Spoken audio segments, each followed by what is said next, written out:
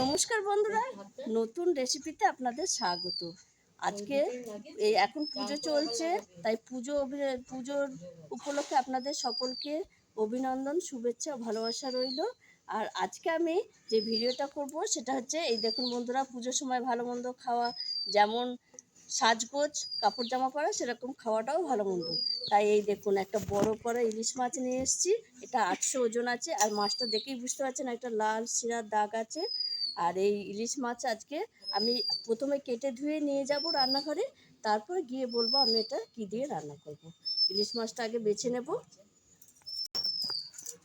এই দেখুন বন্ধুরা, আমি একটা চামচের সাহায্যে আঁশটা ছাড়িয়ে নেব। দেখুন বন্ধুরা, আমি আঁশ ছাড়িয়ে একটু জলে ধুয়ে নিয়েছি, পরিষ্কার করে নিয়েছি। ইলিশ মাছ বলে বেশি ধুতে নেই, এখন একটু জলে ধুয়ে নিয়েছি। আর কাটার পর একবার ধোবো, তাহলেই হয়ে যাবে। এবার আমি মাছটা কেটে নেব। মাথাটা রেখে দেবো, মাথাটা কিছু করব না। প্রথমে আমি লেজাটা এইভাবে কাটবো, তারপরে আমি এখান থেকে পেটি বের করে দেবো। আর মাছটা ভালোই আছে দেখুন বন্ধুরা। দেখুন বন্ধুরা, আমি মাছ কেটে ধুয়ে নিয়ে এসেছি, আর অনেকগুলো পিস হয়েছে। মাছটাও একটু বড় ছিল। আর এখানে আমি কুমড়ো আর বিনস দিয়ে মাছটা, কাঁচা মাছ রান্না করব। কাঁচা মাছ, কুমড়ো আর বিনস দিয়ে রান্না করব। তাই কিভাবে রান্নাটা করি প্রথম থেকে শেষ পর্যন্ত ভিডিওটা দেখবেন, স্কিপ করবেন না। আর আমার এই ভিডিও ভালো লাগলে লাইক করবেন, শেয়ার করবেন, সাবস্ক্রাইব করতে একদমই ভুলবেন না। আর এই পুজোর সময় বেশি রান্না বান্না নিয়ে থাকলে তো তাহলে পুজো ঠাকুর দেখতেও যাওয়া হবে না, আর পুজোর কাপড় জামাও পরা হবে না। তার জন্য খুব সাধারণভাবে রান্নাটা আপনাদের সকলকে দেখাবো। আর আমিও এইভাবেই রান্না করব, হালকা পাতলা, খুব কম টাইমে হবে। তাই আমি এখানে নিয়ে নিয়েছি ইলিশ মাছ, আর এই যে বিনস, কুমড়ো কেটে নিয়েছি। আর নিয়ে নিয়েছি লঙ্কা গুঁড়ো, হলুদ গুঁড়ো, কালো জিরে, নুন, কাঁচা লঙ্কা, ধনে পাতা আর সর্ষের তেল। আর কিছু লাগবে না। এবার আমি উনুন ধরিয়ে কড়াই বসিয়ে দিয়েছি। কড়াইয়ে আমি দিয়ে দেবো সর্ষের তেল। এদিকে তেলটা গরম হোক, আমি ততক্ষণে এখানে একটু মাখিয়ে রেখে দিই। প্রথমে মাছের মধ্যে একটু তেল দিয়ে দেবো, সর্ষের তেল দিয়ে দেবো, নুন, হলুদ গুঁড়ো দিয়ে আমি একটু মাখিয়ে রাখবো মাছটা। কাঁচা মাছ রান্না করব যেহেতু। এদিকে আমি তেলটা গরম করতে দিয়ে দিয়েছিলাম। মাছটা কাঁচা রান্না করব। আর কুমড়োটা একটু না ভাজলে তাহলে কুমড়োটা গ্যাস থাকে, তাই আমি ফোড়নে দিয়ে দেবো কালো জিরে। কালো জিরেটা একটু বেশি করেই দেবো। আর কুমড়ো আর বিনসটা দিয়ে দেবো এর মধ্যে।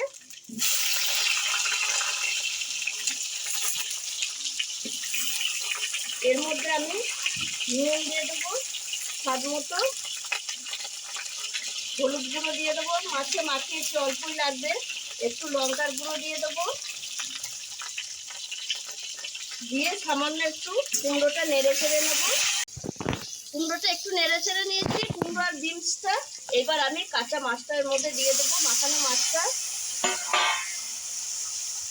দিয়ে আমি এই থালাটা ধুয়ে জলটা দিয়ে দেবো।